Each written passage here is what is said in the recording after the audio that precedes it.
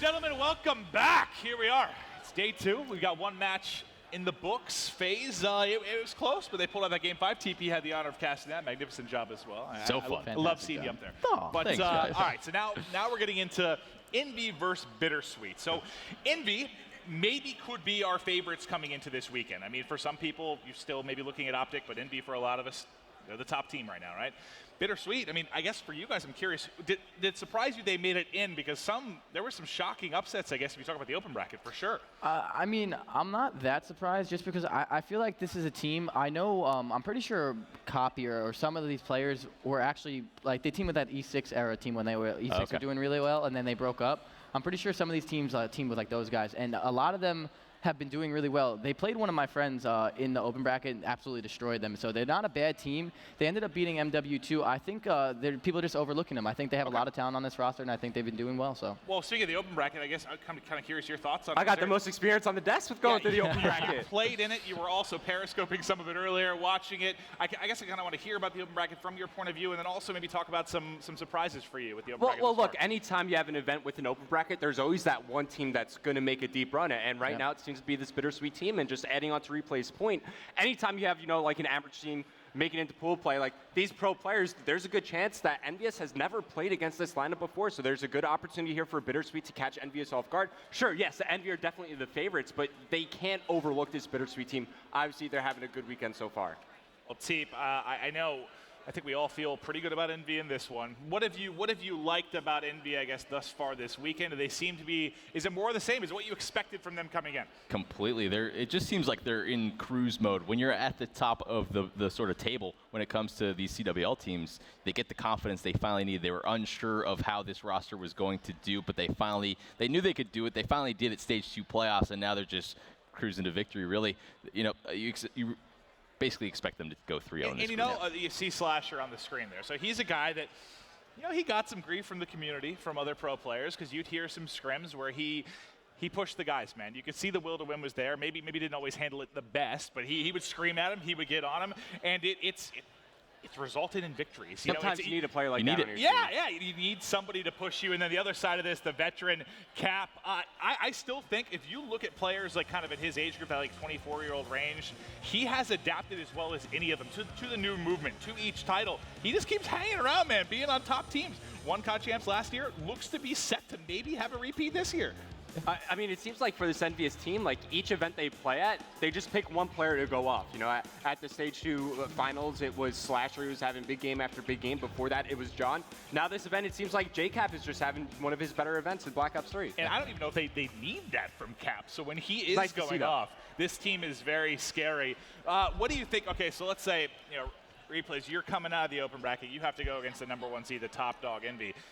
You have any maybe insight as to how you think these guys are feeling? Just kind of feel lucky to be here, and they're just going to come out and give it their best? Or do you think that right now they think they can beat Envy? I mean, I think you have to go into every match thinking you can beat the team that you're playing against. I think they should be going into this. They have nothing to lose. They have nothing to lose, right? They're not like expected to win this, but at the same time, they can come out here and make a name for themselves. I think they're very motivated. If I was them, I'd be very motivated to prove that I can hang with these top-level people. This is what they play for. You go all the way through that open bracket to keep playing to make sure that the next event, you're like, hey, I can hang with you guys. I'm here to play. And look, we're at that stage in the open bracket where these guys are just grinding out game after game after game, whereas I think this is Envy's first game of the day, so hopefully they were warmed up. Maybe they were able to catch the match with Bittersweet going up against Most Wanted, but these guys aren't quite a bit of a win streak. I believe they just won their match 3-1 over E-United as well, so these guys are hot, they're on fire, they're rolling. And that can affect you. I mean, we'll think back to yesterday. We talked about how tough it was for Luminosity when that was their first match against Optic. Optic already got to play against TK, and then you kind of saw how it can affect you.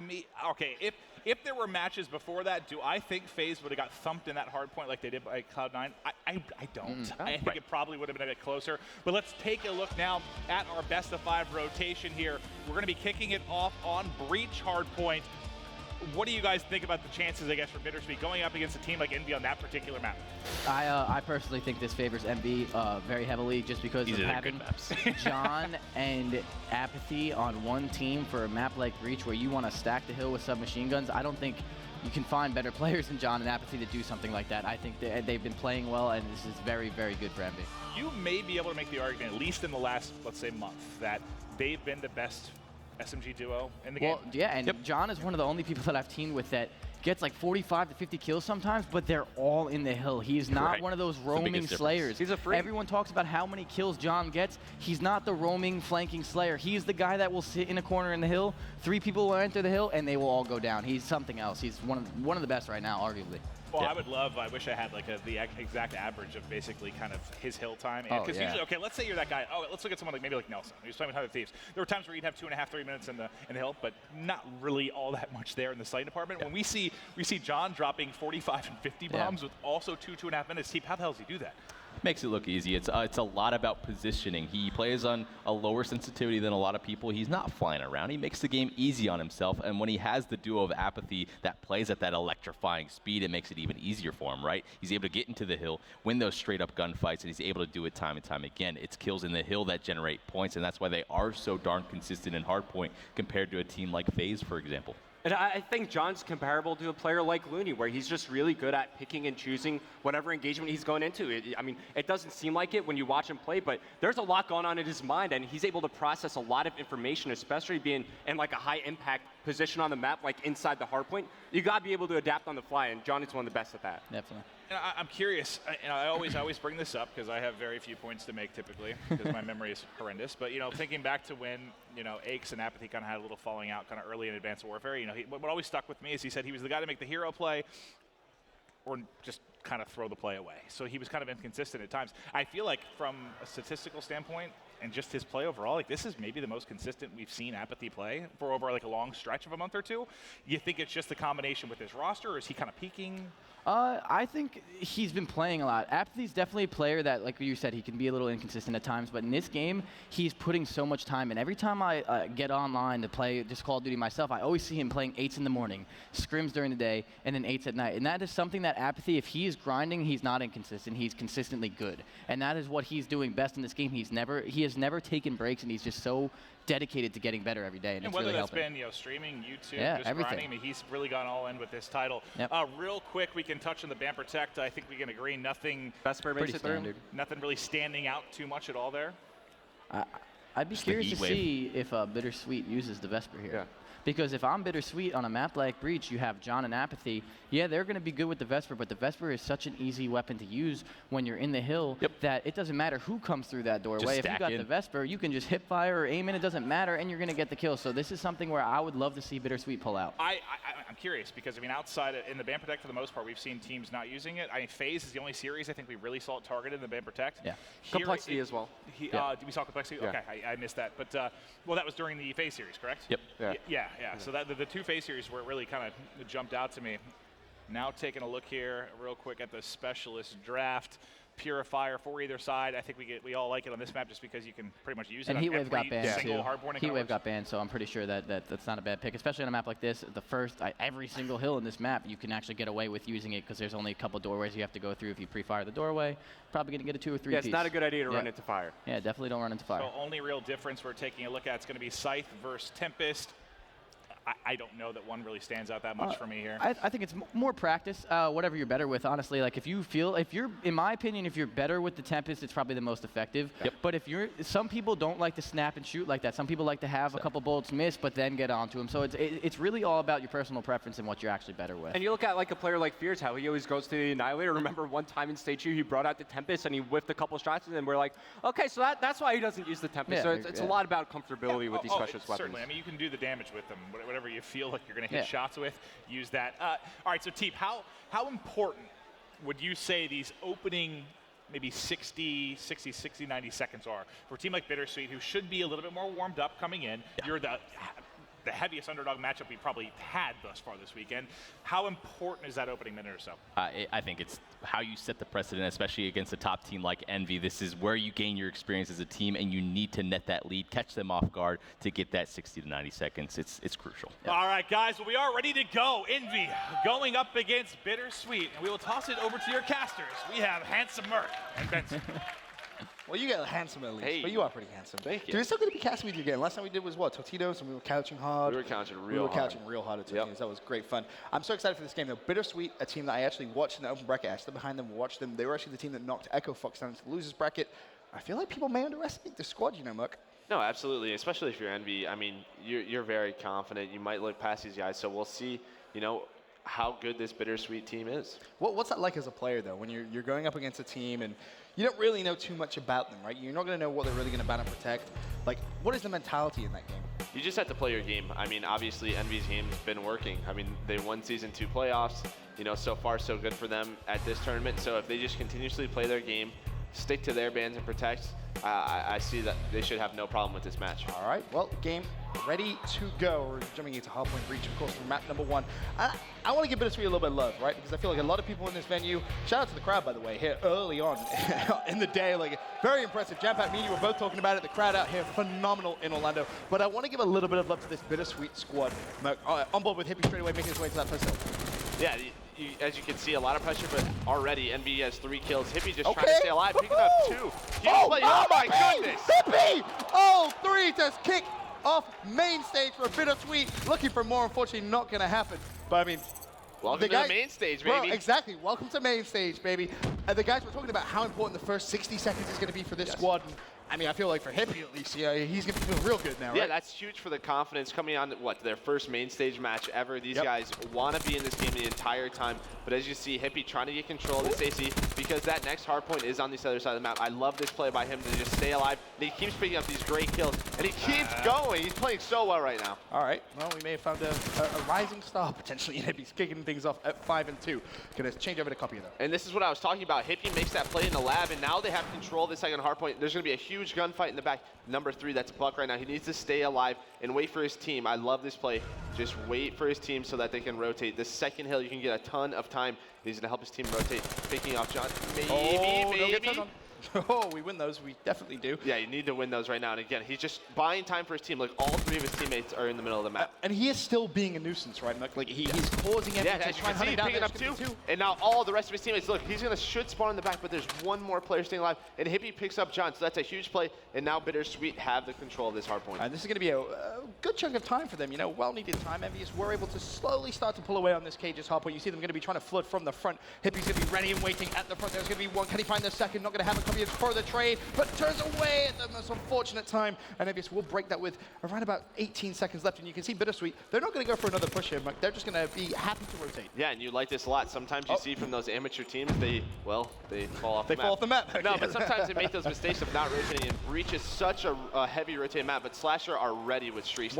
One thing I do think we need to point out is as good as Hippie played at the beginning, quality right now. Definitely not playing with quality, that's for sure. No. 0 and 11. Don't see this 0 time on the hill as well. Really not doing much. I actually want to kind of check out his perspective and see if maybe stuff's going to change up here. And as we do, he gets his first kill on main stage. And that's going to be a big sigh of relief for him because you know he was looking at the scoreboard. Oh, absolutely. And Hippie breaks that hill again. And this is what we were talking about. Breach hills are so important to have those spawns. You can get so much time. So, you know, Bittersweet, you know, even with him down, going 0-11, only down 30 points at the time. Got to give Envyus big props as well. They're building themselves a bit of a lead here, 87-48 on board with Slasher. We haven't really seen much of them so far, so I'm going to go ahead and change player. You can see he already has himself a lightning strike.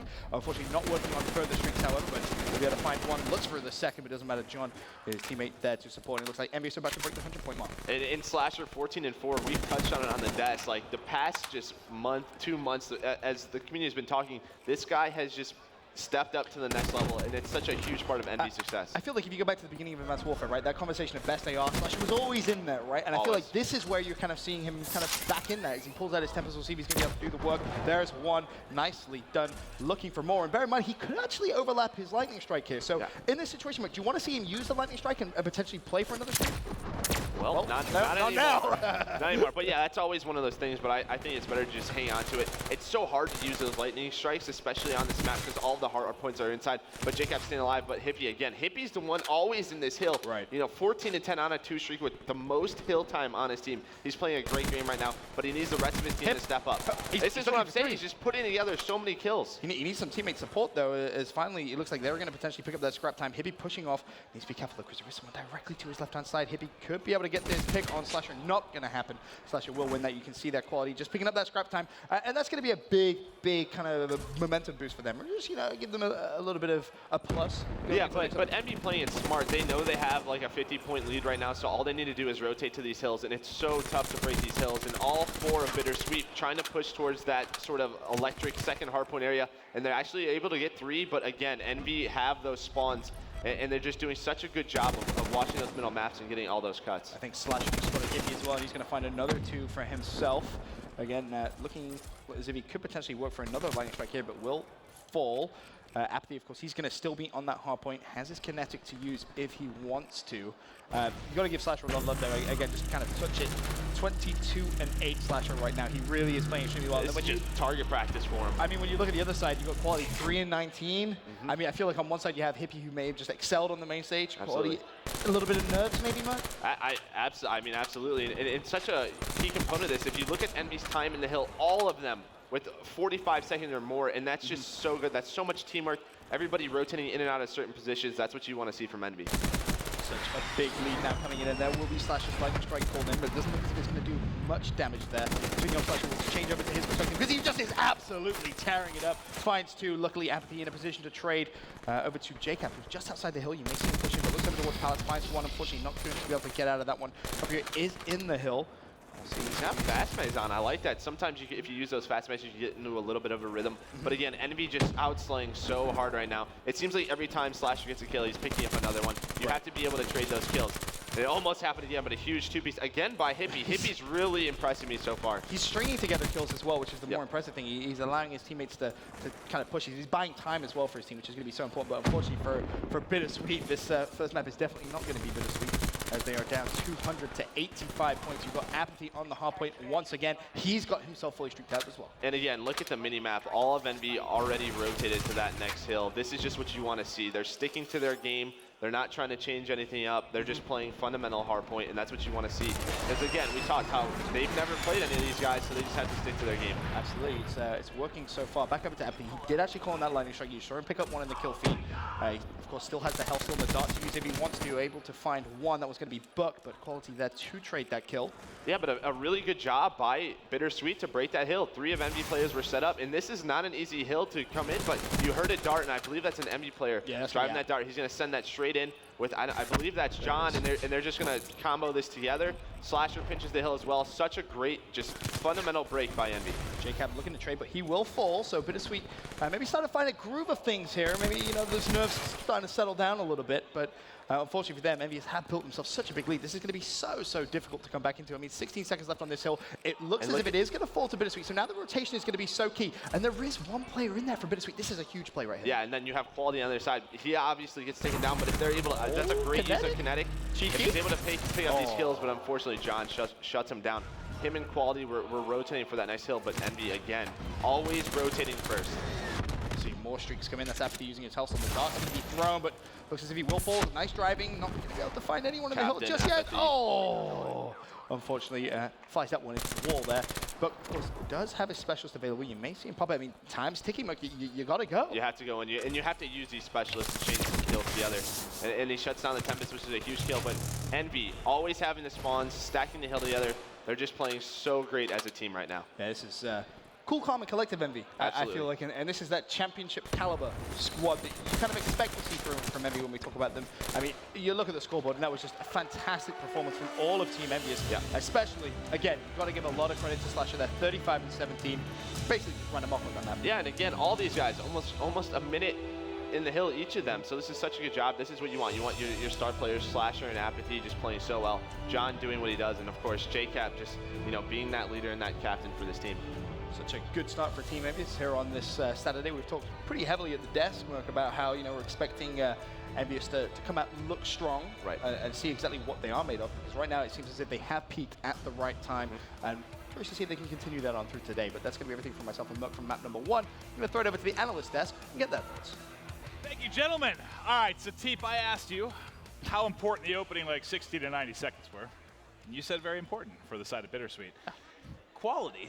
Was not quality. No, he started, I think, what, 0-11, 0-12 to kick things off. Him and Buck, I know at one time were combined for somewhere in the neighborhood of like 17 and 50, I believe it was. That's not very good. It's not very good. It felt like a 2v4 for a little bit, just from a slang standpoint.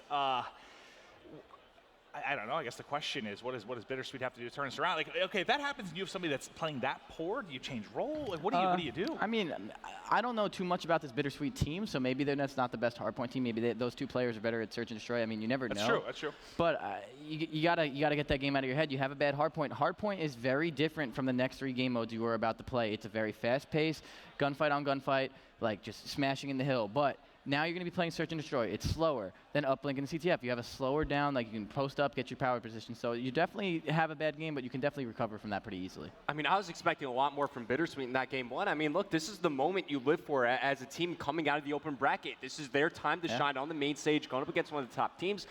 For a lot of the viewers out there, this is the first time they're hearing about some of these guys. So just trying to make a name for themselves. Yeah, Hippie had a great performance, but for me, just talking a bit more about quality, he had to switch off that AR a lot earlier in the game. Clearly, he was losing that battle. As you were saying, he starts off like 1 in 12. Switch to an SMG. Just put yourself inside the hardpoint and just try to do something for your team. Play more of the objective. Slasher was like 12 and 2 at the same time. So like I think it was TP said like clearly it's lopsided the AR department right now. Especially in a map like Breach, you can kind of get away with that, where it's not like Fringe where you absolutely need an AR. You can kind of get away with on Breach if you're having that poor of a game with an AR. You might as well just try and flood hills and trade something, right? Like what you were just saying, like. Maybe you want to get rid of that HK or even switch the AR. He didn't switch his entire class, I don't think, the entire game. And if you're starting out so poorly, it's either you change the AR or be like, listen, guys, I can't kill anything. I'm just going to help you out on the hill. Well, Teep, I'm sure at some point in your career you've played against a team kind of coming out of the open bracket. Would you say for you, if you're the Set Pro team, #1 seed, feeling good, is the scariest thing for you usually the search? I have to feel like it has to be to some degree for that game mode? If I had to pick something, yes, they can do some weird stuff, multiple snipers, things like that. But overall, you just feel really comfortable. You stick to your guns, the things you've been practicing so long. You saw in certain situations when we were switching on with the Bittersweet players, especially quality, there are situations where they look jittery. They look, I don't want to say nervous. I don't know if their nerves are getting to them at all, but they look unsure. And that's the biggest difference when you watch some players like this compared to a top team. I kind of disagree, though, with the scariest game mode playing against a team out of open bracket. I think it's usually the first game mode of like a hard point, or if you're playing Ghost, it's domination, just game 1, because a lot of those teams, when they scrim, they just play that game mode over and over again, and they usually get that down. But then it comes to the uplinks and CTFs where it's a lot more of like a thought process and like coordination. Yeah, coordination, and that's usually where teams fall apart. So usually once you get past that first mode and you're like, we just smoke these guys, it's time to go on to the next map. Especially, the more it slows down, a lot of times, the more it becomes so much more that's where a lot of pros, teamwork-based. Yeah, that's where a lot of pros kind of thrive. And the fact that they get to play / scrim against the top teams all the time, whereas Bittersweet doesn't really. I mean, they're not going to be like, hey, Optic, you want to scrim CTF right now? That's not really going to happen. Yeah. So bit of an adjustment for sure. Definitely, a lot of teams lack like the complete team, making sure you're good at every game mode. A lot of teams make their rosters just to be good at hardpoint, and it usually comes in backfiring later on in the series. Yep, completely agree with you. Quick glance here at the BAM Protect. Shiva going to be the final thing to come off. Overkill, obviously, to slow down the sniper a little bit. I mean, John has been on point, and I'll be honest, I'm not as familiar with Bittersweet with regards to who might be the kind of sniper carry for this water, if they're even going to go with it. But John is going to be a force to be reckoned with for sure in Search and Destroy for them. I feel like they got to have a sniper in their team because they didn't go after the thermal sight ban. If you're going to let that slip through, you know the guys on Envy, especially John, he's more than happy to bring out the sniper here. So I got to figure somebody on Bittersweet is going to bring it out here. I'm saying Hippie or Copy are one of the snipers. Usually, from what it looked like, the more talented, like that gun skill, raw talented player is usually a sniper because that's usually what it takes. So I'm definitely going to go for one of them using the snipers the way they just played. That's why you were sniping, right, baby? I did snipe, but that was you were great. That was a rare occasion, though. That was a rare occasion. Your sniper hey, he was great earlier in the game on Breach Search. His snipe was sick. sick. But it was luck. Against my team. It was luck. I hit some lucky shots. As far as the specialist draft goes, one thing remaining to come in for Envy here. They're going to go with Glitch. It will have Glitch on both sides. So it looks like it will be a mirror. No, because Psychosis no kinetic coming in. So on no Envy. Kinetic. Okay, so, and we talk about that. Mixed opinions. Some love to go with it. But talked about it all stage long. If you're Envy right now and you probably feel like this is a 6-0, 6-1, why would you take Kinetic? Yep, very true. And if you're Bittersweet, if you're going to win, it's probably going to be a 6-4, 6-5. So it makes a lot of sense. Yeah, biggest thing to note on as well is Hippie was playing pretty darn well. I don't want to say he was necessarily statting somewhat on that first map, but he was the one consistently putting up kills. He got streaks on the Palace Hill, things like that. That's the sort of the things we can take away from that game one. some positive. We've been harping on him a little bit. The game was not very close, but, you know, Hippie, Copier, keeping on point with the Envy Slayers. And for as poorly as they were slaying, the game was close at a point. It was like 120 to 70, and I'm pretty sure that's when like quality was really starting off. Like he was like 2-16, so they were doing a good job for not having half the amount of kills Envy has. Like that could have been a lot worse. Well, it could have been. But they do drop the game 1. Now they've got to try and bounce back here, somehow steal this search and destroy from the #1 ranked team here in Team Envyus. Can they get it done? Let's toss it back over to Merck and Benson. Thank you very much, Maven. And just kind of talk a little bit about what they were talking about in the desk there. I feel like that one game type that Bittersweet could potentially come in and say, hey, surprise, we're actually really good at this game mode. Could be search and destroy. Yeah, and if you want to extend the series to a CTF, I don't think you're going to beat Envyus in an uplink. Maybe, a CTF if you can get out to an early lead. So if you're Bittersweet, you want to take this game too. It's going to be an exciting one. I'm hoping we see something maybe a little unorthodox from them. As we said, I think they're already starting 1-0 in their pools, right? They already won their first game. Right. So this could be a big boost for them, but they are going up against this very, very solid Envyus squad, which maybe we didn't give enough love to in game 1, but still, this is definitely a championship caliber squad. And looking at that ban and protect, it just seemed like Bittersweet was playing straight up, and I don't know necessarily if you want to do that. I would like tacticals to be in something different, because, I mean, Hippie, Buck, they were playing well, but you really want quality in the other guys to get together.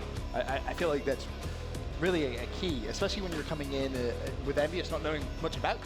But just use the mana protect to your advantage, right? Make them uncomfortable, make them think outside the box a little bit. Just kind of flicking through the Bittersweet squad. We have an XR2 coming in from Quality.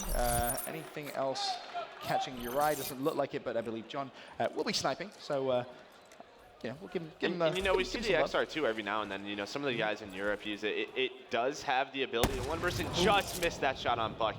Really close there by John, and that's just something he loves to do. Yep. We'll see if he's going to be able to find anyone else, but it seems as the bomb is making moves. Let's have a look and see what Jacob is up to, and it looks like a very kind of standard start here. Yeah, and this is what you want, right? If you're Envy, you're thinking maybe these guys throw something weird at us. Let's just play for picks, the first 30 seconds. Let John try to work a pick, and then let's just push out a bomb site together.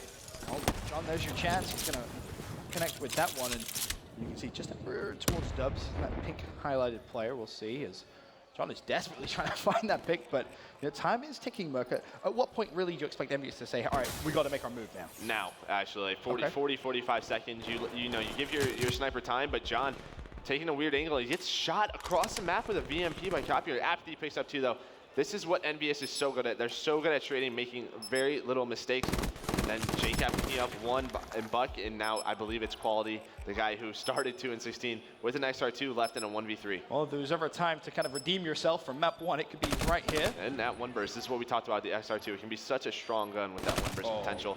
But that's such a tough gunfight. JCap and his teammate just sticking together on that bomb, and this is what we're saying. Envyus just doesn't make mistakes. Guaranteed trade right there from JCap. He had his teammate, as you said, Merc, in support, and really not much Quality could do. He was able to get off a couple of shots, but unfortunately, not enough. Yeah, I mean, he gets that first kill with 40 seconds left. Maybe you just sort of take your time, maybe have Envy guess what you're doing. He could have taken some more time to play that round out, but just such a good job by Envy. Well, it's a very good start for JCap and Apathy, both 2-0 and on the board. Now, what is Bittersweet going to do on the attacking side? I kind of want to just see them hit something. Just go for it, right? Just try and catch Envyus, maybe sleeping a little bit, but John, well, it's going to be difficult now, especially when you push this A bomb site because you want to keep those trades in this bomb, but if they're able to get this pick, that would be huge. But again, as soon as there's like, a gunfight going on, Envyus they're just there to help one another. And they're just so good at trading. They take that 4v3 advantage, and look, they're just pushing this guy in his 1v4, and that's what you want to do, just quick decisions out of Envy. Very nicely done. Of course, John's first blood with the sniper rifle is definitely going to help that. It really kind of shut down that push as well. So we just kind of get funneled in towards 10 Envy. As you mentioned, Merc, very aggressive, just hit it, not allowing Hippie any time. They're not giving up that 1v4. They're not even giving Hippie a chance, not even a sight to that. No, not at all. And you saw sort of JCap was on that back 10 head glitch, and then you just had Slasher sort of wall running back and forth. It's so hard to get out of that 10 when that guy's, by that front window. Right. Of course, JCap at 4-0 has earned his Psychosis already on that 3rd round. That's sort of the perk of it. You can get it so many times. Have a look at John. So he potentially could look over towards 10 here, but I don't think he's really going to push it. Meanwhile, let's go to JCap. He's already popped the Psychosis. And woohoo, okay, Buck. That ended that one quickly. Slasher there for the trade, though, so it will be the 3v3. And Apathy getting a good amount of information there, I think it's fair to say. Yeah, JCap pops that Psychosis, and again, they just use it to bait, but Quality picks up John, the sniper, at the train, and now Envy in a 2v3, Apathy and Slasher, and they're very capable of doing this. You want to see great decisions out of here from Bittersweet to take this round. The Apathy being very, very cautious indeed. He's just trying to get as much information as he can. He knows when to copy with the sniper, and he runs into the barn. And this is what I'm saying. Bittersweet, they're both running away. I feel like, you need to be able to trade these kills fast. They're letting Slasher. What? Okay. That's what I'm saying. They're letting Slasher sort of get into a comfortable zone. You have to be able to trade those kills as fast as possible. Honestly, if Slasher gets in that window, I mean, he you saw the guys. He's like, oh man, that was bad. He was like, oh geez. He's like, uh-oh. That could have ended very badly, but Bittersweet are able to get that first round under their belt. And I feel like, again, that's just going to be a little bit of a sigh of relief. Hey, we got that first round. Now let's build upon it. Yeah, and you saw, when Apathy sort of jumped over that fence and saw too, I would have liked to see Envy just try and put that bomb down. And John gets picked for no apparent reason. If they put that bomb down, they put themselves in a really good 3-on-3 position. See if Copier's got the skills with a sniper rifle. Actually, just may have missed. I'm surprised he didn't see Slasher flying over there. Obviously, maybe not paying too much attention over towards Junkyard. And this is what you saw from that first defensive round. Is Slasher's so confident, but such a good trade here by Hippie. But now they're left in a 2v3. And this is really important to make a decision right now because he's stuck back barn, and all Envy know that they're all rotating this way. Look, as soon as one engages, John jumps out the back window. It's just everything is timed perfectly from Envy. And Book is so far away there, he can't even potentially even go for a trade. So that's going to leave him now in a 1 versus 3 with 50 seconds left. Of course, luckily for him, he has got the bomb in hand, so potentially could try and make a play. But currently sitting at 1-3, may have to just try and get a couple of confidence kills. Only finds the first. And again, Envyus just there for the trades. It's almost textbook search and destroy, right? It is, yep. As soon as they decide to do something, they're going the other, and they're just trading the kills. They're using that first blood advantage. And Slasher's so confident. Just, it's an angle where you see players like Placer actually just pre-aim it on their offensive rounds because, it's a cocky thing to do, just jumping over that 10, looking middle street. Right. Now, of course, Envyus going to go back onto the attacking side, cap at 4-1. And of course, he has got that one bomb pump. We'll see if Envyus are going to potentially switch things up here and try and cause a little bit of confusion in the Bittersweet camp.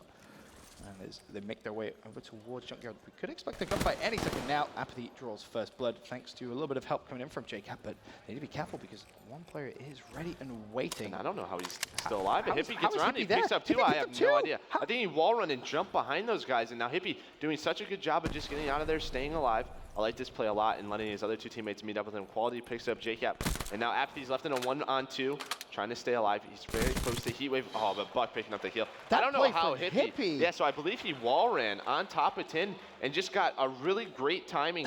I mean, they tried playing a little bit more aggressive. It didn't work out. They got first blooded, but Hippie somehow slipping by. That was a very, very nice play. As you said, slips behind, finds two, plays his life more importantly, and then Envyus know, oh God, Hippie's behind us. They have to kind of pay respect to that. Apathy, unfortunately, in a 1v3, able to find one, but could not clutch up in the 1 versus 2. Now, of course, Bittersweet back on the attacking side. Anyone particular caught your eye? Obviously, Hippie making a nice play that last round.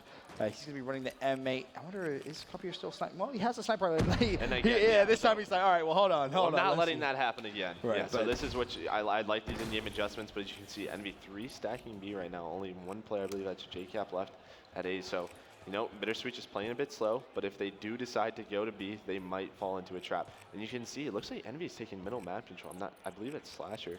Yep. Just sort of, and John picking up kills, and again, Slasher just middle street with Apathy, and they're doing such a good job of just, that allows them to rotate to either bomb site. But taking his time, but of course, as you said, John, picking up that first blood is going to help out Envyus so much. As now it seems as if Bittersweet may have decided. And look at the map control that Envy has. You have, I believe, Apathy sees the rotations from trains. You have, Copier picking up a kill on John, but you have Envy, just set up, knowing where they're going to go when they decide. And only 30 seconds left. Bittersweet needs to make a decision soon. And I think this is where you just kind of have to say, hey, we just got to go. It's going to be on that alley. Heglich, so difficult to take out. Maybe Copier can help out with a sniper rifle, but no, whiffs his shot. JCap says thank you, and just waiting for the team support, but Hippie will pick up one. That's going to be Slasher. Forces himself into a 2 versus 2. Book able to also pick up one, so we'll see. Can they try and clutch this 1 versus 2? It's Apathy 1 versus 1. Apathy versus Book, 5 seconds. Yeah, Apathy goes for the challenge, but Book wins it. And Bittersweet tie it up 3-3. And I don't think Apathy knew, but he was actually on the bomb. If he would have checked that bomb, he might have been able to get that kill. But, you know, Apathy left in a 1-on-2 situation. And when JCap got that first kill, I would have really liked to see him back up. Slasher dies on the bomb. I think you should get out of that alley position. He's left in a 2-on-1 away from his teammate. You know, we talked about Envy, you know, playing perfect, but right there, I would really like to see, you know, JCap back up. I feel like he kind of thought about it because he turned around and he was like, oh, I'm just gonna crouch. He just kind of sat in that corner, a little fortunate for him. Let me see if Copier can hit this sniper. Natural fact. Oh wow, look at that minimap. Never mind. The Envy train is coming. Unfortunately, Jacob's gonna fall as is Slasher. After he is able to pick up one, can he find the second? Yes, he can with his last bullet. Forces a 2 versus 2. John also alive with them. They're both over towards train. Of course, John, the sniper rifle player for Team Envyus. We'll see if he's gonna be able to hit it. He spotted Copier. No, Copier picks him instead. Apathy. 1 versus 2 for the 3rd round in a row. Let's see what he can do. Of course, he has got his specialist available. He's currently sitting at 8 and 4 as well, Merc.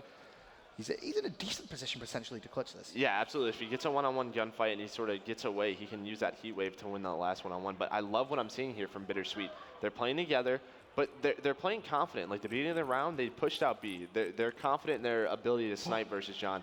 And it looks like Hippie might have seen him, and he did see him. Now. But, you know, if Apathy can get into this A bomb site and use that heat wave to his advantage, he might be able to clutch this. Up here, could be in for a little bit of trouble. It looks as if they've gone one barn, one alleyway. They're more than happy to give up the plant here. And that's fine. You know you're going to have 45 seconds. So, again, they're just taking their time.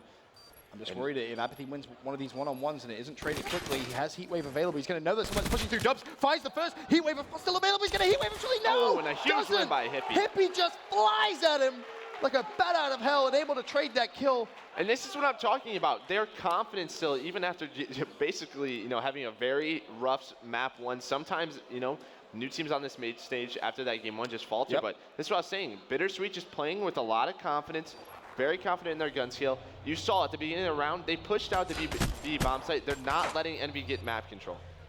Very nicely played there from Bittersweet. Able to pick that up, and now, of course, they have the advantage here in the Search and Destroy mode. They're 4-3 up. This a very, very important attacking round for them. Copy with the sniper rifle. Started to get a couple of picks there as well, which has definitely been helping out his team. We'll see if he's going to be able to do that in this round. In fact, Quality has the bomb, and it looks as if they're going to answer back with what we saw Envy do last round, and they're going to go for it themselves. Yeah, and again, just avoid that guy in the back if you can. They're actually going to push Camo. I love this play by Hippie. Now he just needs to stay alive. And if I'm Bittersweet, no, you have the bomb site, just plant a bomb. You're running into a trap, you know, just back up, regroup, and plant the bomb. But again, they're just running into Envy. They did all they needed to do for this round, but they're just going too far forward, running into an envious trap. They're not setting themselves up in the best of positions. A couple of shots go down. Need to be careful, though, because I believe that is going to be JCap, who's going to be very sneaky. Can he try and get the catch? Fight 2 here. Hippie, no, he outguns him. And that's going to be a 2 versus 2 now. Slasher, can he find the pick? Yes, he can, but he's going to fall. And Bittersweet go up 5 rounds to 3. And Quality with that XR2, man, I'm telling you, it's very strong. Look at those one bursts coming out of Quality. This is what you want to see. Look, they're just training very effectively. But I think Bittersweet made that round way too hard on themselves. Absolutely. I mean, Hippie, that's not a gunfight. You're going to win every time, right? JCap turns around the corner with 2 there. You know, and they open up perfectly. They get that first blood. And all you have to do is just watch over your bomb planner. Hippie was in a great position in the back rock. They had full B bomb control. They're making it too hard, but Bittersweet 1 round away from winning this Search and Destroy. And this is what we were talking about, that, you know, these teams can win. But again, it looks like somebody popped there, just like Hippie did the round before. Now let's see if Envy, hopefully, perfect. Is Envy going to do the same? They're doing the exact same time. No, but JCap's going to back up. He realizes they have mind control. I believe he's going to. Did he just? Yeah, but he sees all 3 players from Bittersweet on this flank. And Apathy gets caught out. And I don't know if I like this play from JCap. Back up, try to get to your teammates.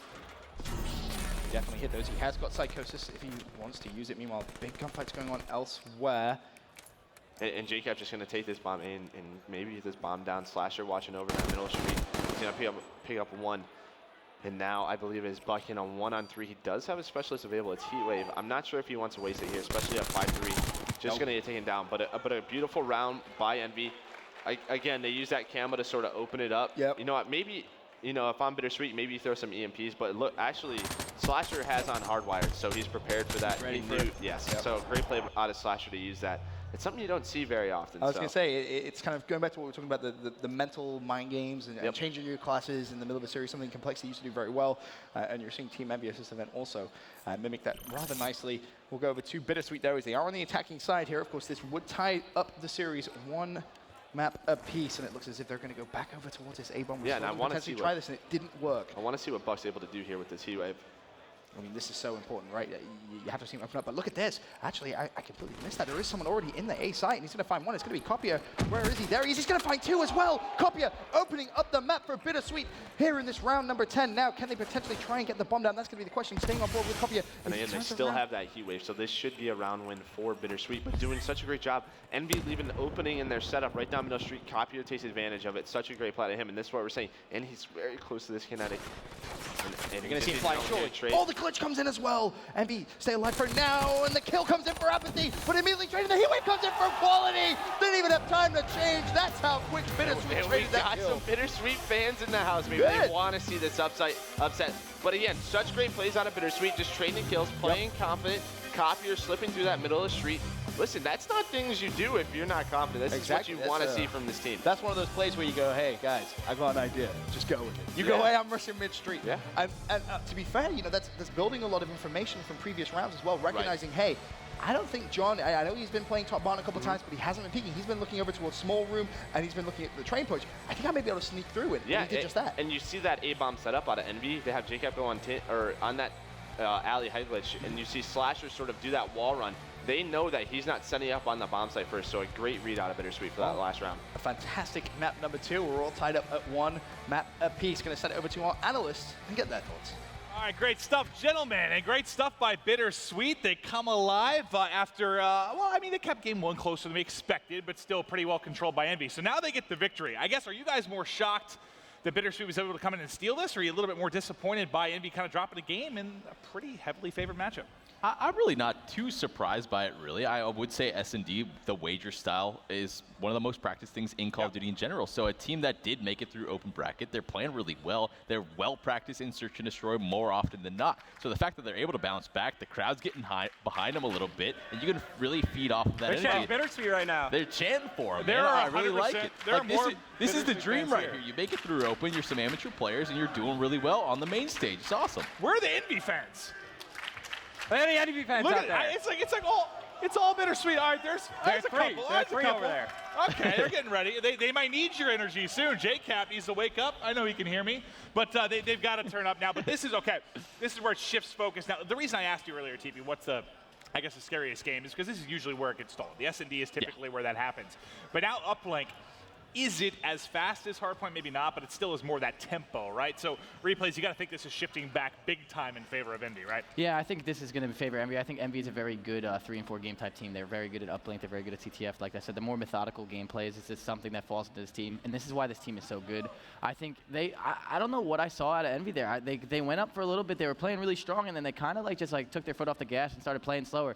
They didn't do too many team hits or anything like that. They kind of started playing individual. It looks like they kind of got lazy. So I think if that was a wake-up call, it's time to play, and this is one of their best game types. And that's how Bittersweet started off the Search and Destroy. It's all about individual plays. Then they started to reestablish their trust with one another. Copier was doing some good things with the sniper rifle, able to open up the map for the rest of his teammates, and they're able to roll on through from there. They also get some good uses from the camo when they push out the back rocks. Just good team pushes won that from Bittersweet. Well, to be fair, I think the attack for Envy pretty much relied on a pick from John the first couple tries, and then by the end of it, I mean, I think, I don't know the exact kills, but Copier, I believe, had more picks than John probably over the course of that game with the sniper at least. You even saw some up close and personal there, backside barm.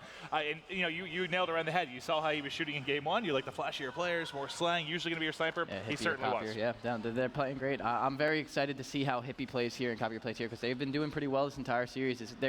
From what it looks like this team relies on those two to really pick it up in the slaying department, especially in the respawn. MA ban. Ooh. I like that a lot. I love that because you actually did see, was it Copier or Quality using the XR2? So now maybe they want to get rid of the M8 and have him use the XR2 so he's a little bit more comfortable because obviously in game 1 he wasn't, so maybe this helps him out a little bit and helps the team. However, Envy is also very, very good with the Man of War, so it can get a little bit scary, but the M8 is the go-to. Yeah, exactly. We'll so the M8 is the go-to for Slasher and JCap, really relying on those burst weapons. Will it come into play here?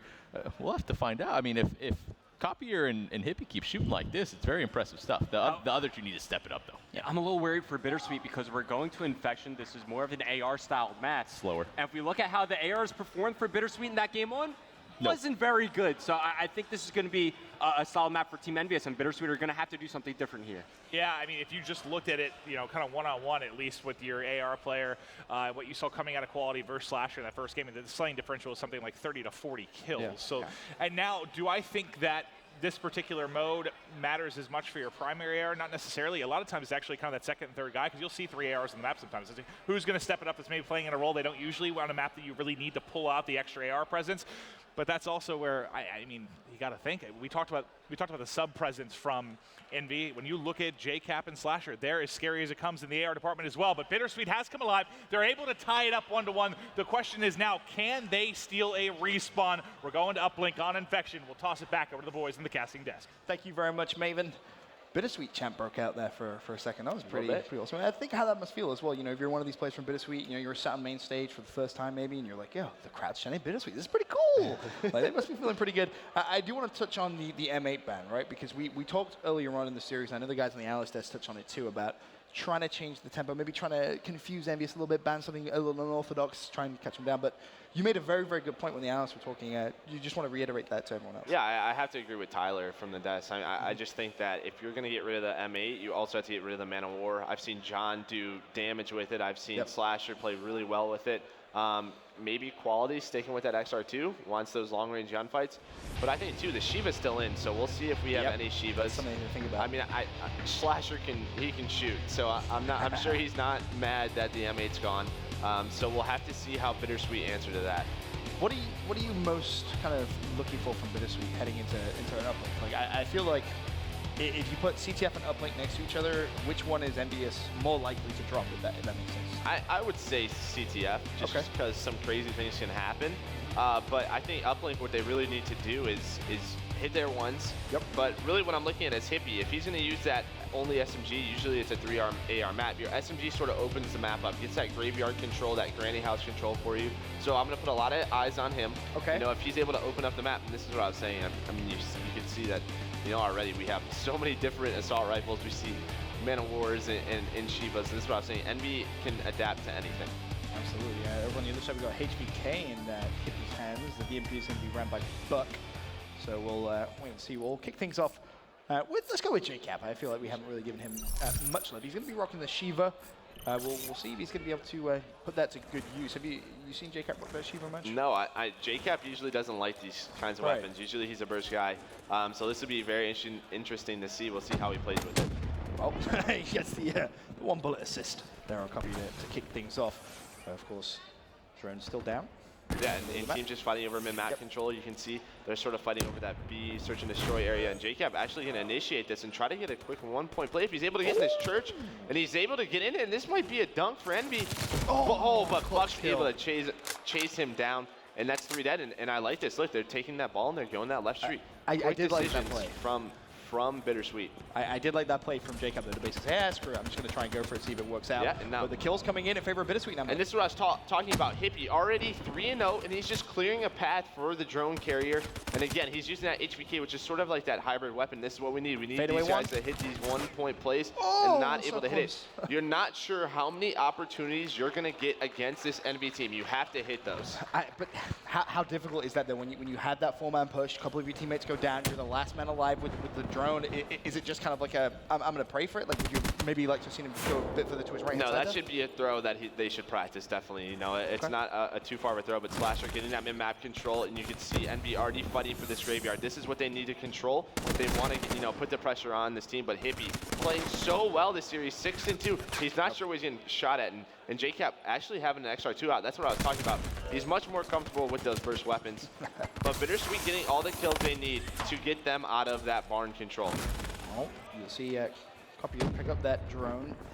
Has it over towards Cemetery. May just pop this one top judge, but nope, still going to keep it in his hands, waiting for his teammates to spawn in. All of his teammates dying, and this is a good play because he's just controlling it, sort of wasting time, but I don't, just resets it. So I don't know if I agree with that, but Envy does have mid-map control. We'll see what they're able to do. And JCap picking up a kill with a nade, and this is going to make this very difficult for Bittersweet to stop. And this is what I was saying. As soon as Envy gets that mid-map control, they're usually able to score, but Quality picking up 2 kills with that XR2. Bear in mind, Slasher is behind enemy lines, but his teammates all falling. We'll see, can he potentially keep slaying? That's the decision he's tried to make here.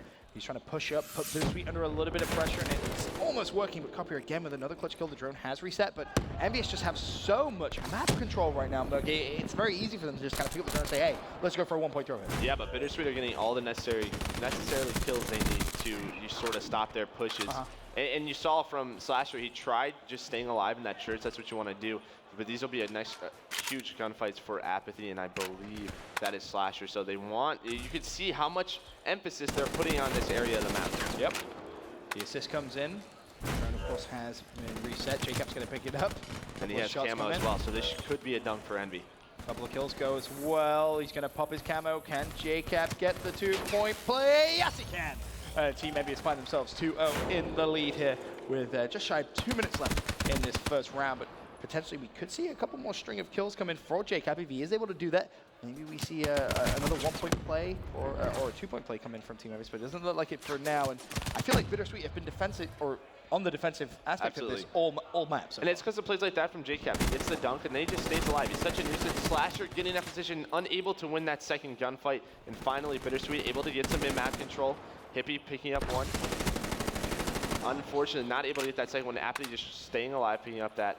Now, he does have his camo as well, so you may see a little bit of a play if Bittersweet do get that map control just for, one push. He pops that camo, could potentially put some points on the board. Hippie, though, you said he was your player to watch, and he is not letting you down so far, Merc. Now he just needs his team to pick up a couple of kills. And they need to go. They have to start trading right now. Like, they get a few kills, but now the rest of the team's off spawn, and this is what I'm saying. They get those 2 kills, they need to engage. They need to go in that middle tank and take that camo down alley. Now they are at the camo disadvantage, and it looks like Jacob already working his way up towards that camo. Slasher, of course, has the drone in hand. 45 seconds left. A couple of his teammates do fall. You're going to see him go for that familiar wall run. We've seen him do pretty much all of this first side. Looking to see him pick up a couple of kills. Buck and Quality are going to be there. He's able to find one. Of course, Buck accidentally there with the team kill. Shuts down Quality. Has his Tempest, but 26 seconds left. You're probably not going to see him pop it, but John has the drone. He's got to go. Time, of course, ticking. He should be able to jump this in for another 2-point play. Team Envyus find themselves 4-0. And they might get money with some more points off of this. All of the Team Envyus guys still alive in their base. John, the first one to go down, and I like this play. Jacob throws it toward that corner where Apathy and Slasher are still alive. They should be able to get a 1-point play, maybe a 2-point. He's going to go for it. Will he get it in time? He will. Such good wall movement out of Apathy, and he gets full streaks. Yep. Huge play from Envy. This is what we're saying. All you need is that barn control for just a few seconds, and they're able to convince that or put that into 4 points. And Slasher, like we said, Slasher just staying alive around that barn area, that graveyard area, and Bittersweet's not able to get that mid-map control. Fantastic plays coming out from Envyus towards the end of that one. And more importantly, as you said, full streaks as well on the side of Envyus. It's just going to make Bittersweet's jobs that much harder now. And I mean, you can see them on your screens. Concentrated, don't look down or dejected by any means, but they have to be aware that Apathy will have full streaks. Of course, that copy with Kinetic. We'll scroll through, but he has his Heat Wave. Quality working over towards that site, but Hippie once again starting off this game pretty strong. Yeah, but the big thing is Jacob's in his camo again before Hippie, and that's so effective. And Envy again already getting that mid-map control, and this is what I'm talking about. As soon as they get these 2 kills, look, 2 guys just jumping through that middle. Slasher able to pick up 1, and this is what you want to see from Bittersweet as well. As soon as they get those kills, they need to be able to push. Look, all of Envy just pushing together. They're using their streaks. And this is going to allow Jacob gets Heat Wave. But again, all of Envy are getting those kills. Quality picks up 1. And this is very dangerous. And Apathy actually they're using a lot of resources on that push. That is a lot of resources potentially wasted there. He's going to crash the dart as well. I'm not sure if I agree with that dart usage there. It was a very weird position. But again, Bittersweet in the same situation we saw them in the first one, pinned in their base. They need to get mid-map control, and this is what we need. Copier picks up 2. And look at on the other side, Buck all the way pushed up. This is what you want to see from Bittersweet. Buck needs to be the one to make the plays. Highlighted there on your minimap. He's going to try and get a couple of kills. Unfortunately, his teammates go down. That's going to be 3 down. Can't Copier make the play. He has the drone. He's popped his Kinetic. Has a little bit left. He's going to get Heat Wave. No! And unfortunately, that will put a stop to the Bittersweet push. John with the drone going to make his way down. And I'll tell you what, Buck, when he goes on that flank, he needs to pick up the first cut. He missed 1, and that allowed Apathy to get 2 kills. If he picks up that first kill at that tank, that turns into a dunk. And after he calls in that lightning strike, and this is going to allow, this is what I was talking about, JCap gets that camo, and they're usually very good at converting this into points. Unfortunately, you can't use it right now. For ZMP, no, such a great play by Hippie.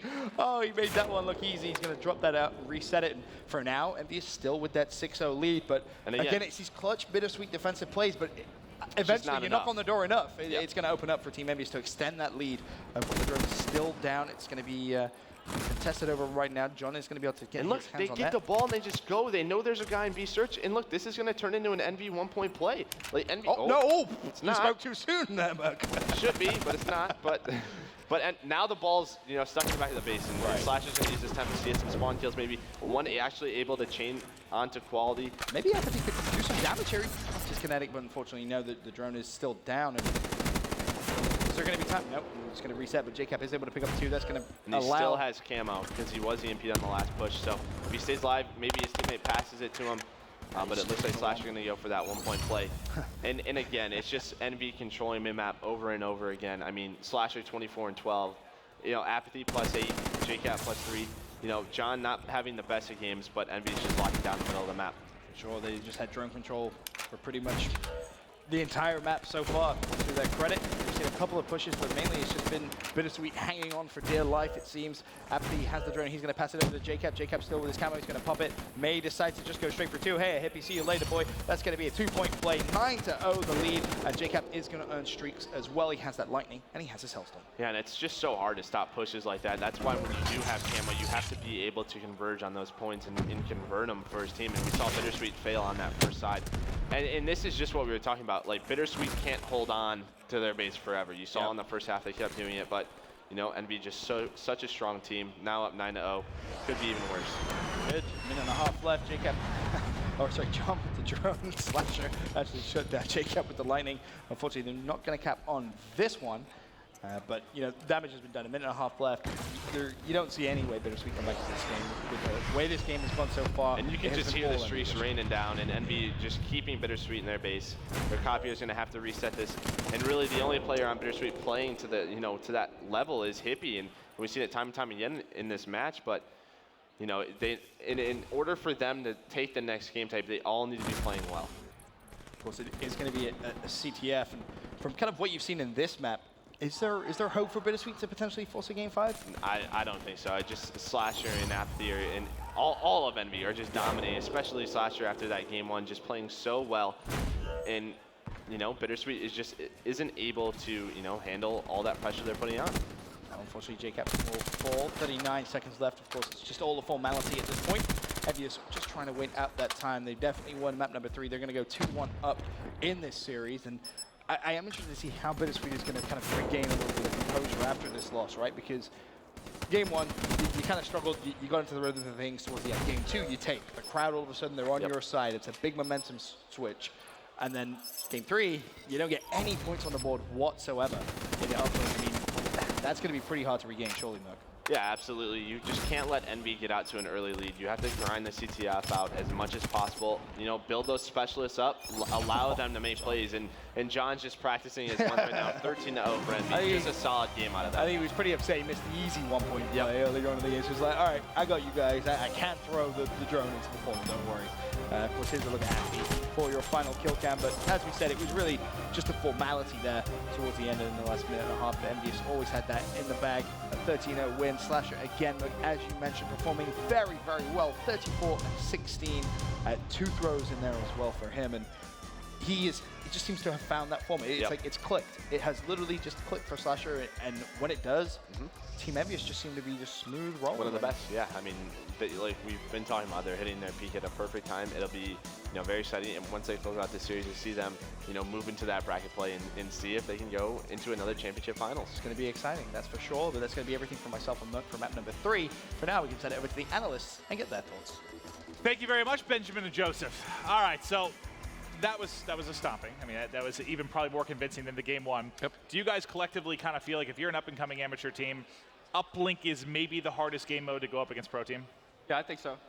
just the teamwork that's involved, the coordination you need, the trust in your teammates, and it's just a tough game mode to kind of learn when you, especially if you look at the players here on Bittersweet, especially after that first map. I know after the search and destroy, I'm sure some of the trust was kind of regained between some of the teammates, but still, you get a pretty poor performance again from Quality with the assault rifle. Slasher wins that battle once again, and Bittersweet just couldn't keep up with the slang all game long here. You can even, I mean, it's sort of reflective of, remember 100 Thieves? They get in through relegation, and they're okay in the Hardpoint, the S&D. It's just really, it's the Uplink and the CTF that's hard for a lot of these teams. Has there ever been a team that JCap's been on that's been poor at Uplink? I really don't think so. Even back to Advanced Warfare, the guy basically coached Aqua and some of these younger guys when they had first joined the team on Envy, all about how exactly the game mode is played. You knew Envy were going to stomp this map. What worries me for Bittersweet is they've got another respawn still to play before they can get back to that search and destroy.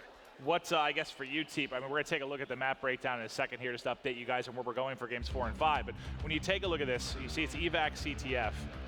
Sure, I think we all give them a chance on game 5. You have to with how game 2 went. But what can they do maybe in this CTF to even have an opportunity to steal this from Envy? A lot of pressure relying on sneaks, the sort of movements you can pull off, creating different lanes with the wall runs, using the low wall runs, sneaking, things like that. Is they need to catch that last guy playing back in the base of Envy off guard if they're going to have any sort of chance here.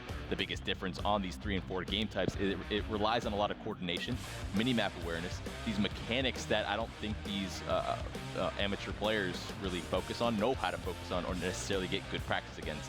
And that's what you see even in the CWL, for example. There's only like 3 or 4 elite teams in these 3 or 4 game types. It's tough to get that good practice on. And Envy, I believe, through all of Stage 2, was the #1 CTF team. I was looking at it last night. I think it was something 79, 80% win rate. And I actually said yesterday I didn't really think of a team that stood out in the CTF. I was wrong. If you look at the percentages, it has certainly been Envy. But maybe, Revan, for a viewer at home, we kind of sometimes talk about how evac's a little bit different than a lot of the maps. You have more opportunities, I guess, for those sneak pulls. Yeah, explain that for a viewer at home. Like, why do you have a little more opportunity here to maybe surprise the team? So because of the verticality you're able to get on a map like evac, when you're hitting the wall runs, at times it seems like there's 6 lanes to watch. And obviously with only 4 players on a team, you can't watch every lane. So there's always going to be that opening, that opportunity for a player to sneak past. And then even if you're actively looking for someone on the wall run, if they're all the way down low, your character actually physically can't look all the way down to shoot them. So there's still an opportunity, even if you're spotted, to still get behind enemy lines. It's one of the more interesting aspects of Black Ops 3. There have been pro players that have enjoyed it. There have been a lot that haven't, and it comes down to the point that they have to still practice it. They have to be ready for it. I mean, you know this Envy squad. It knows when they go for a push, what lanes they're missing out on, where they can still be vulnerable in that play. It's no surprise to them at this point. Envy, they've taken control of the series now. They've regained the lead. I think they ended here. Bittersweet, they've impressed me so far this weekend, but unfortunately, you're facing the team that won Stage 2, and they're looking to do that again here this weekend. And guys, bear with us for a little bit here. I think, just looking behind me, I can see some of the players just starting to come back. Just a bit of kind of a restroom break here in the middle of this series, so we should be ready to go on the Band Protect just momentarily. But till then, we'll kind of break it down. I know for me, I feel pretty darn strong after seeing the CTF numbers for Envy that it's likely going to end here. But I would love to get to a game 5 if we could see the upset. I mean, you heard the crowd. The crowd seemed to be more behind Bittersweet than they actually did Envy. What do you think kind of a test for that? Why do you think there's such a, is it more that underdog Cinderella type story? Exactly. I think it's an underdog Cinderella type story. You've got people out here that they know these open events. It's where these up and coming teams, these potential new stars of competitive Call of Duty come from. And a team like Bittersweet, maybe they have some potential in that respect. They take a map off Envy. We're seeing some close series. I think that's been my favorite part of today. None of these open bracket teams so far have lost 3-0 against some of the #1 seeds in their pools. Yeah, it's really cool to see, to be honest. And the biggest thing, it's a lot of experience. This is where you learn. You have to go back and watch this VOD if you are Bittersweet, and don't just scrap everything you're doing just because you lost the match. There's a lot of good things that we saw from them, but in these 3 and 4 game types, it's much more methodical. There's multiple steps that are needed to convert scoring attempts that it takes a lot of time to learn. So take what you're doing here and expand it even further. Yeah, look, even if Bittersweet lose here, their tournament's not over yet. I mean, they're still in polls. There's still another match for them to play. So just, as TP was saying, learn from the series so far. I'm sure there are definitely some things they could take away and maybe implement some stuff that Envy did against them into their own gameplay. And what people at home may not realize, it's kind of a step-by-step layered process for an amateur team, right? Like you get to an event, you don't have an opportunity usually to scrim top teams at home at this point. So you get to an event, this is almost like a scrim or like kind of to get some pride here so that maybe you get a little bit more respected. You have more opportunities. They're like, oh, I remember that team. They did well here. You can get pro scrims in a little bit more. It's like each event, as time goes on, you start to build it up a little bit more. And this is, like you said, this is a good opportunity here to maybe get a surprise. We'll see if they can push this to the Game 5, but we're going to be hopping into the Ban Protect now. Pretty standard thus far. Teep, for you, you talked about the sneak pulls and stuff. Is there anything they could really disrupt or do here on the Ban Protect that maybe would give them a little bit more of an edge here? Like on a map like Evac, usually I go to like a smokes or something like that, one form of tactical on the CTFs, but the way the flags are located on this one, smokes don't really help you create that lane to pull out. It's more just how the teams are going to be playing overall. You need to send in that player, and people, sneaking sounds like an easy thing, but when you get in that position to pull, you have to rely on your teammates to get to a certain part of the map before you can pull, or wait for an intro kill, things like that. That sort of separates the best teams from the worst. Well, I know it's something that Rev and I have talked a lot about in the past. We get real frustrated when you see somebody in a position to sneak and they don't have the discipline to not shoot at someone. Like sometimes you just need to let them go by, maybe one or two players, and sometimes it's not the right call. It's a little bit riskier, than helping your team kind of at mid-map, but we'll see if those sneak caps can come in. So you do see Overdrive and Camo coming off, so those are going to be your two best abilities when it comes to actually getting the flag out, getting a pull. I got to think, taking a look at that, it doesn't change anyone's opinions probably on Envy's chances here. No. I mean, I'm surprised Bittersweet didn't decide to target any weapons this time around. It didn't really seem like the M8, of course, that ban didn't really help them at all, but why not try to go for something else? Maybe you start targeting the SMGs on the side of Envyus. I think you would have to ban just about every gun to slow down this Envy team, is what's scary. We've Honestly, seen something like that done before. Yeah, just target like every decent sub, but it's really, really tough, especially with the Vesper kind of coming back into play. But now taking a look here over the course of the Specialist draft, see if there's anything too shocking. You do get 2 weapons coming out of Bittersweet. You don't usually ever see more than that. Typically 3 abilities, but with Camo also getting targeted, kind of change things up a little bit. And I like the 2 weapon setup a little bit more. I feel like you're going to get a better use out of that second weapon than something like a Psychosis like JCat picks here. Yeah, completely agree with you on that one. The biggest difference we've seen in this one, though, is how much better Slasher has been playing than Quality. I hate to point the guy out, but when your AR player is just being outclassed so heavily, there's really not too much your SMG players can do to take over the map. They always have map control teams in Envy. What did Slasher in that last game? Like a 9 streak, positive 20. I would have banned the Tempest. Rifle? Yeah, do something at that point. My biggest fear, too, is a map like Evac. Yeah, right. Unfortunately, technology's not here yet for that. But you need on Evac to have fantastic communication, to know who you're missing, what lanes are potentially open, and where you last saw a guy. If you know, hey, we've only seen 3, we're missing someone like Copier, Envy's going to know that. They're going to have that communication. How strong is it for Bittersweet on the other end? They not only just got beaten Uplink, they got beaten 12-0. They got outplayed by 30-plus kills. You need to be able to bounce back. You're on the main stage here. At this point, I'm all in on Envy. Oh, yeah, I think I could say certainly feel very comfortable with that. But going back to kind of your previous point, to the Bittersweet ARs, don't get your head down, because to be fair, Slasher has been doing this to every team. Yeah, I don't care who you've been in the pro league. We've seen him thump Optic. Like, when he is on point, there are times he looks like one of maybe the best AR in the game. I mean, especially over the past 4 to 6 weeks, he's been absolutely dominant. But there's a give and take to that. I mean, I think him kind of playing a bit better and John excelling, that kind of give and take between your sub and your AR opening things up. I mean, the duo of that has been probably one of the best things for me to watch throughout Stage 2. They've been phenomenal here. But real quick, I don't know that I need to do this for this CTF. Envy. All going on Envy? 4-1 Envy. 4-1 Envy? Well, what was it? I mean, think about this.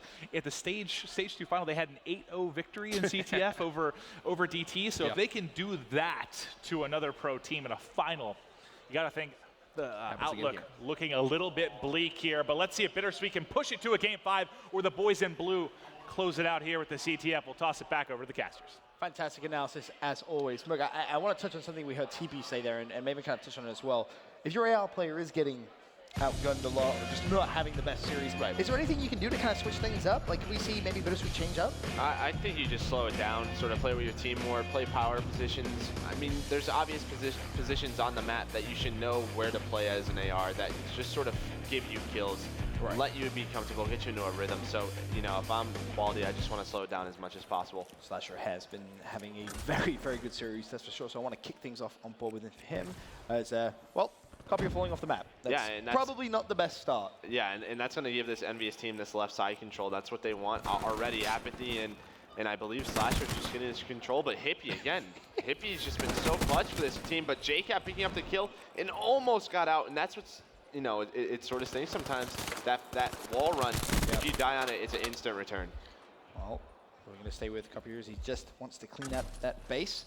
Was able to pick up one, but as you touched on there, Merc, again, a big clutch play from Hippie, just finding himself too, but you can't rely on that. That's not a reliable play style, especially against one of the best teams in the world. It's just going to be very tough to try and get consistent results. Yeah, and Bittersweet want to control this area, but Buck wasn't a one-on-one on the overextend, but JCap picked it up. So look for him to sort of be that sneaky player. You know, that's what they were talking about on the desk. This is one of those maps where there are so many wall runs, so many lanes can be created as a, you know, an objective player. But look, all of Envy, there's 3 pushing. This is what you want to see. Already Psychosis pop, but John is going to go down, and Buck just trying to stay alive right now. I don't think Buck realized that the Envy player actually hit the outside of the wall run. He saw the shadow, but finally a couple of kills go down. But again, you want to see them push out. They need to push out. Yeah, and as you can see, as soon as Apathy spawns, he sort of hits this overextend, and you know, he's putting constant pressure on the team. I believe you couldn't hear it, but I think he has dead silence on. I would like to check that really quick if we could. But you know, Bittersweet, this is what we talked about, them doing such a good job of just, you know, just extending this game for as long as possible, not allowing Envy to get an early lead. Just keep grinding this game out, and hopefully with your specialist, you can create an opportunity to win this game. Real quick, you can see Hippie just hitting that low wall run. And this is different because he's on the defensive side. Yeah, this is the defensive wall run, essentially. He's going to get back on the map, though. He's going to find one. He also managed to help in the second. That flag is going to be returned. But I feel like it's deja vu almost, right? Yep. I feel like we're watching the uplink all over again. Yeah, but the good thing with CTF is you know, there's not a hoop and a ball. So all they have to do is sort of grind this game out. Right. And all it takes is one opportunity from Bittersweet, one good push to get a flag cap. They just have to keep holding on to their base. But so many people are you know, so much pressure out of Envy with JCap and Apathy. And that's going to be full down as well. You're going to see that flagpole come in. And we'll see this one could potentially be converted. Are you looking at this thinking this one should be converted here? Yeah, but Quality picking up that first kill on JCap, and now all the Bittersweet guys overextending it. It looks like they're going to need another one, and this could be a counter cap. And this is what I was saying with CTF, and this could be a counter cap. Now it's going to be huge. He's got to get this return really quick. And it looks like JCap's going to be the only person to be able to stop this. This is going to be such a tough play. All of the Bittersweet guys coming back. As you can see, all the Envy guys all the way in their space. And JCap's just trying to buy time, but Hippie picks it up. And this is going to be a flag cap for Bittersweet. But now if you're Bittersweet, you have to defend from this counter. Yep, you're expecting Envyus to flood this in the crowd with a big roar as Bittersweet pumped that one in.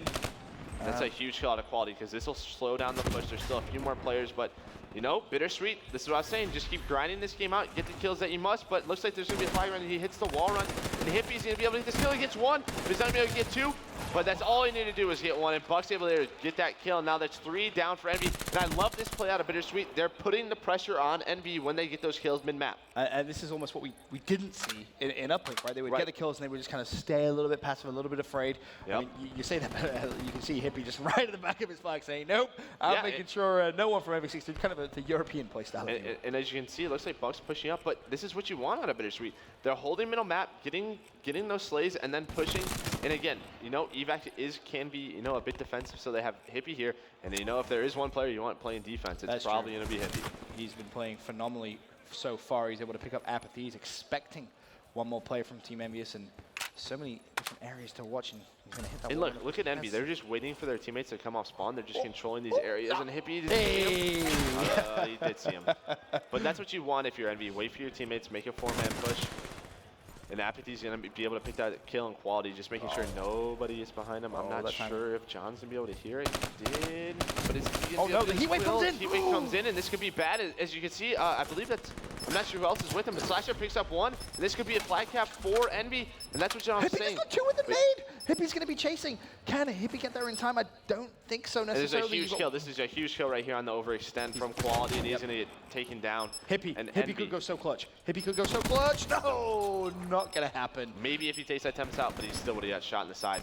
But, you know, Bittersweet, tied on the first side. This is what you want. Grind these games out. And to me, Envy was on the preferred side. It's that side where as soon as you get to the flag, you can use that wall run to just get out. So Bittersweet have to control that sort of kitchen area and put pressure on the flag. Just to touch on your point earlier on, Apathy was using their tunnels. Yeah. So he kind of mixed things up a little bit. Yeah, that's one of the things he loves to do is he uses those wall runs, and you're not able to hear, you know, that player. So, you know, that's one of Apathy's things. He just loves to sneak around. Just Apathy things. It is. I've seen Apathy do some bizarre things on this map specifically. You never know. Maybe he might pull something crazy out on this second side. But as you said, heading in here, we're all tied up. One flag apiece. Of course, Bittersweet trying to push to that game 5. We're going to kick things off on board with Apathy himself. Hippie already getting that first kill. And Bittersweet almost goes to all 4 of their specialists, so I will want to see, you know, those guys use that for that. And somebody wall ran me. I believe that's Copier. And I like this play. Instead of, you know, pushing forward with that wall run, he backs up to help his team. Such a good play, allows them to get control their base in middle map, and he's doing such a good job staying alive. Highlight on the other side, however, we have JCap being a little bit of a nuisance. As Envy able to pick up 2. And Copier did go down, so now, you know, Envy's going to be able to control the map. And this is all JCap needs to do. Just wait for his teammates for as long as possible. Just stay alive and be a nuisance in this base. Unfortunately, he will fall, but as you said, he has built or given his teammates enough time now to push up. And a lot of specialists on both sides. We'll see if any of these teams are able to do anything. Copier takes down 2 players, and this should stop the Envy's push, but Apathy, that's what we're saying. He's so sneaky, but he does finally get seen by Quality. Quality needs to pick up this kill, and he does. And now you see on the other side, Bittersweet, I don't know who number 6 is, but I would really like to see him to slow down. Like he's putting himself in a 1-on-4 position, and now this push is stopped. I would love for him to just stop in that kitchen area and wait for his teammates. You compare that to JCap. Right, he's just a waiting. few moments ago, right? JCap's very patient, waiting. Heat wave gets popped. Buck able to pick up 1. Can he find the second? No, not going to happen. A couple of players shooting at him there. Unfortunately, he's not going to get out. And look at Envy. When they make a push, they're all together. You want to see that from the other side of Bittersweet. Right. There's actually going to be a big couple of engagements going on. We'll see if Copier is going to be able to put a stop to this push. There's 1. Should be able to find John as well. That's going to be 2. Third in the air. 3. Can he find the 4th? He's going to be right behind him. He's not going to know. And in fact, JCap right at the back of the base. In fact, Copier, he's going to know now, and Hippie's going to clean that out. So now they've got 4 down. Now they need to start pushing. Get that mid-map control. This next wave of kills is going to be crucial. But you see Envy, whenever the back's against the wall, they seem to be the team. And look, picking up Slasher, the rest of his team backs up. He hits the overextend. Look what this does. Look, 2 of Bittersweet players have to come off spawn, and that's just wasting time, allowing Envy to push for this middle map control. Such a good job by Slasher, you know, knowing that if he pushes up, his team will be able to get that mid-map. Time slowly dwindling down. 2 minutes, 45 seconds left on this second side. And again, all of Bittersweet with their specialists, man. They set for Buck, who has Heatwave, so I'd really like to see them use these on the offensive side. Flag's been pulled. It's going to be Apathy. Finds 1, finds the second as well. Flag away. This is going to all come down to an individual play. But if there was a man to do it, you would think in this series it's going to be Hippie. Does he go for the flagful hitmark, or does he just kind of stay back with his Tempest? That's going to be the question. He needs to find the first goal. Misses the second as well. And that's going to be a flag for Team Envyus. 2-1 in the lead with just over 2 minutes to go. Can we potentially see Bittersweet go for a counter cap or something, you know, be aggressive here, right? Yeah, and as you can see, that's what I was saying. Copier pops that kinetic. This is a good opportunity, but on the other side, Slasher's going to pull the Bittersweet flag. So they need to get all the kills possible to get this flag out and sort of create a stalemate. And there's one more person, and JCap's going to be able to get that, and that's going to be another flag cap for Envy. And you know what? That was a huge risk by Slasher, because if he dies in the Bittersweet base, and they're able to get that flag out, that'll tie the game. But instead, you know, it allows them, yeah, it works out for them. You know, a lot of specialists were popped by Bittersweet, so now Envy's sort of in cruise control. They still have Quality with 1. It's going to be the scythe, but really it's not going to be a playmaking kind of specialist. It's not going to be your kinetic. It's not going to allow you to pop a 2-piece and try and pull that flag away. But he's pull out the side nevertheless, and he's going to go down almost instantly. And Bittersweet have a minute and a half to try and turn this down. But bear in mind, Apathy has found himself fully streaked out once again. The flag has been pulled instantly. Yeah, and Envy now probably just going to play 2 full defensive. You have these streaks. You see the other guys. Slasher and John are just going to go ahead and put pressure on the base, so they have to back up. Slasher actually has the Tempest out. We'll see if he's able to do more work. Unfortunately not. But again, he forced Bittersweet to back up, and they're going to have to get 2 flag caps in a minute. I just can't see them getting it done.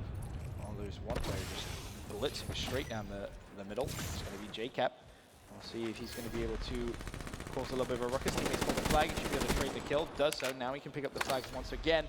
With 47 seconds left, I think it's fair to say if Envy kept this one, it's going to be GG. MLG, but I've been very impressed with what we've seen from Bittersweet. There is still one player, though, and it's going to be Hippie. He didn't succeed last time, but he's going to go for it this time. Yeah, and I mean, it just seems like Bittersweet, like, it was only 2 of them playing well, you know, in the Hardpoint. 2 of them here, you know, in the CTF playing well. You need all these guys to, if they want to compete versus the best teams in the world, they all need to be playing well. And there's one more opportunity. They can still maybe do this. You never know. Hippie's going to get the flag, surely. But all Envy guys are in their base, so. If he was able to get that kill in that return, he could have been on that, you know, that relay, but Envy still has streaks and everything. You know, just a good series out of Envy, and that's what you want to keep seeing from them. Pretty much the solid championship caliber performance that you expect to see from this team, Envyus squad. We've kind of been talking about it pretty heavily. They did stop the Search and Destroy. Yeah. And is that a concern from them, or is that just Bittersweet genuinely played that extremely well? To me, it seemed like Envy sort of, you know, let off the gas pedal a little bit in that search. Kinetic.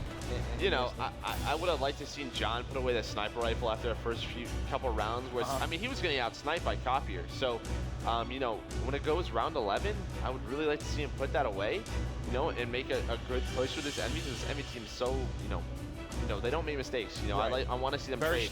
I want John to pull out a sub or even another assault rifle and just help his team with the trade. I'm sure you'll see that in the later rounds. For sure. He'll definitely put that away. Well, in terms of Bittersweet, though, that's going to put them now 1-1 in the group. Pretty impressed by what we've seen from them. Do you think maybe they can get that top 2 in the group? Do they come out behind Envyus? I mean, I think they have one more tough match versus Elevate. I don't know. From what I've seen, we'll see what Elevate shows up, but I think Elevate should get out. Do you think it was maybe a little bit more nerves of being on the main stage, which could have maybe gone underneath Bittersweet there? I mean, the first game was a very, very slow start. You only had Hippie really going off, but it was almost consistent throughout the series. As you mentioned before, 2 players not performing. I mean, maybe if they were on the side station, could they? Yeah, you just need all 4 of these guys to play at a good level for them to compete with teams like Elevate and Envyus. Okay, I'm excited to see this Bittersweet squad, though. I don't think that's the last we're going to see of them. I believe we also have Jack on the floor with a post-game interview. Over to you, Jack. Boys, yes, down on the floor with Envyus' Apathy. Another nice series win there for the boys in blue. 3-0 in the pool. Continue to put in work as always, but the first thing I want to bring up, so far today we've seen some of these open bracket teams put up some pretty decent fights. The first series obviously going all the way to Game 5. Cloud9, no surprise there. Bittersweet, they take a map off from you. What were your expectations with this team coming into the series? Obviously, we don't know what to expect. You know, we've never played them in our lives, and we obviously just got to go hard. They could pull out anything, so we just made sure to give it our all. You can't underestimate any opponent, right? You have to be able to go 100% at all times. Now, you guys learned that back at Stage 2. You're now on the way to another potential victory here at MLG Orlando. I heard JCap's perspective, but now I want to hear from you. You made it through the pools at 3-0. But you still probably have some things you want to work on. If you go to the Pro Player Lounge, what's this team in Envy want to improve upon going into your matches later today? I think the main thing is S&D. I think we're a really strong team in Respawn. We've showed it lately. So Search and Destroy is definitely the most, you know, we got to work on, and we're just trying to do that day by day. Well, you're looking good in the respawns. As you mentioned, one of the 2 teams so far we've seen go 3-0 in the pools. As you move into the bracket now, from what you've seen, is there any team that you think you'd stack up well against that you want to wind up facing as this series goes on? Definitely Off the Gaming. All right. You want to prove that you're the best team in Black Ops 3. You showed it at Stage 2. Looking to do it again this weekend. Envy continuing to stay hot. For now, though, to close out the series, we'll send it back over to the guys on the analyst desk. Great stuff, Jack and Apathy. Envy continues to cruise, but hey, good job by Bittersweet. Honestly, you took the game too. The capture the flag was close as well. I know it felt like there were 2 playing at times, but you saw Copier and Hippie actually, I think, kind of made a name for themselves a little bit, and the viewers at home that haven't seen them play before. It was strong. What do you guys like about the Bittersweet squad? I mean, they played well. I honestly thought that was going to be a 3-0 coming out here. I didn't know too much about the Bittersweet team, but I think if I'm Bittersweet, I come out of that match pretty confident. They already have one under their belt. They played well. I mean, they have to focus up. I think the other 2, Quality and Buck, need to step it up a little bit if they want to have a better run. But honestly, overall as a team, they didn't play too bad right there. Yeah, I mean, there were moments throughout that CTF where it was looking like they were going to be able to either maintain the lead or make a big play, especially early on when they make that overextension through glass to get their first flag cap of the game. That was good CTF being played, but they just couldn't keep that tempo up throughout the entire game. At a moment, Envy just took over with their slang. They were able to establish their dominance on the map, and then they start to relay those flags in, and then they just put it out of reach from there. What we saw from that are Envy your favorite team here going forward? Do you think they have what it takes to definitely be in a final here, or do you think it kind of still comes down to maybe how the bracket shapes up?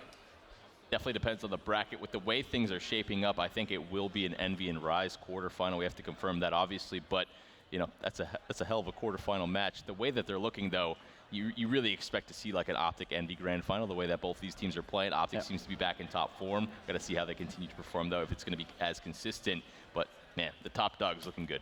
Well, guys, speaking of Optic, it is going to be Optic Gaming going up against Kingsman coming up next. Now, maybe for those that aren't as familiar with the roster on Kingsman, guys, talk to the viewer at home a little bit about who's on that roster, because I know there's some big names. Yeah, you got Parasite, you got Miracles, you got Mox, formerly of Cloud9, and you also have Llama.